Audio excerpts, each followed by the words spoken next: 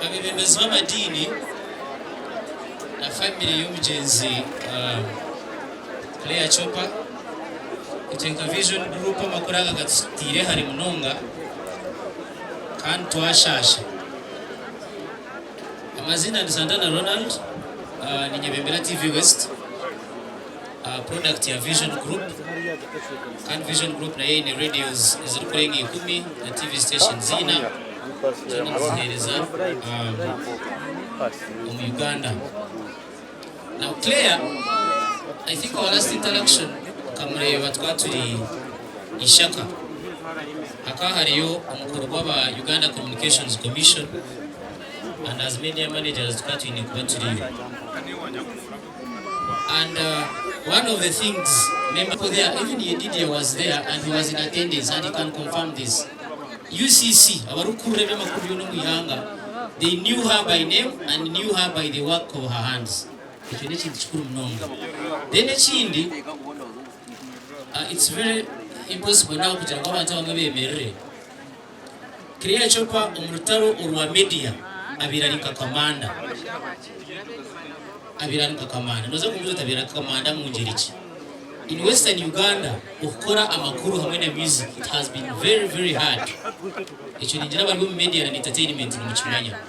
Konka, she has been a pillar yayemera yayureka umwana wo mwishiki.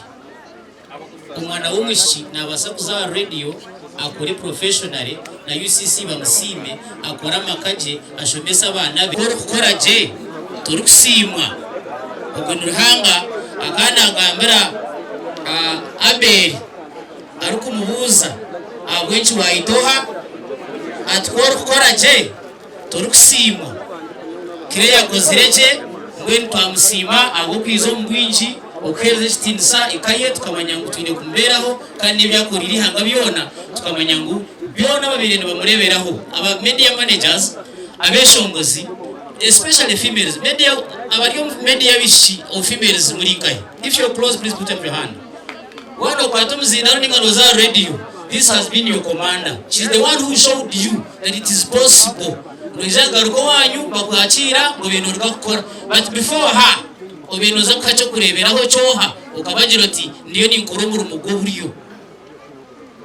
you tell me.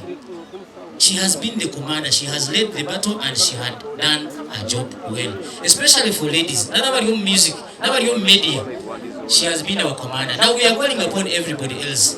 Mutwaricho kurebera hocheye, okumawura bamusibira ba UCC, when you're doing your work, gukore na no kwigendesereza kandi gukoreje.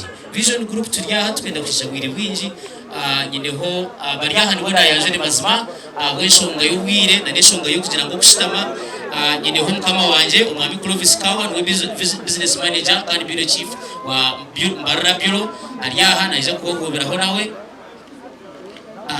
tuneho Westinza Iceman na wijana wa tukora na Vision Group on programs za entertainment tune na Zack Bank second na warubaha programs za entertainment na sales tune Kenneth Kanyesi jangwa Jerome politics tune Westinza Dixon na Ndinda station manager Radio West Shukran Orium lifestyle programs entertainment Westinza speed Geoffrey kandi n'umuhereza wito hambeho na program ya okumbereba na nabandi mwe nahimuri nibateka mu Kitinsa mwe bari kuja. I know you're there na nimbara ho kwija. I thank you very much kandi mwe bare no kwija. Of course tunabari mu bakora, we are also live on TV nimwe nibasiba mwe bari byona umugenzi Claire mukama amuhereze cyumura cyane.